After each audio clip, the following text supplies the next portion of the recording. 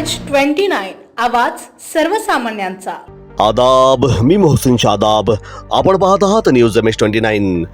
Postmortem प्रक्रियेदरम्यान मृतकाच्या नातेवाईकांकडून अवैध पैशांची वसुली होत असल्याची रुग्ण हक्क संरक्षण समितीने केली तक्रार। यवतमाळ येथील श्री वसंतराव नाईक शासकीय वैद्यकीय महाविद्यालय व रुग्णालय येथे मृत्यू झालेल्या व्यक्तींच्या पोस्टमॉर्टम प्रक्रियेदरम्यान संबंधित कर्मचाऱ्यांकडून मृतकांच्या नातेवाईकांकडून अवैधरित्या पैशांची मागणी व वसुली केली जात असल्याचे निदर्शनास आले असल्याने मृत्यूमुळे आधीच दुःखात असलेल्या कुटुंबियांची या प्रकारामुळे मानसिक तसेच आर्थिक पिडवणूक होत आहे। ही बाब अत्यंत गंभीर असून शासकीय सेवेत अशा प्रकारची अनियमितता व भ्रष्टाचार अस्वीकार्य असल्याचे निवेदनात नमूद करण्यात आले आहे।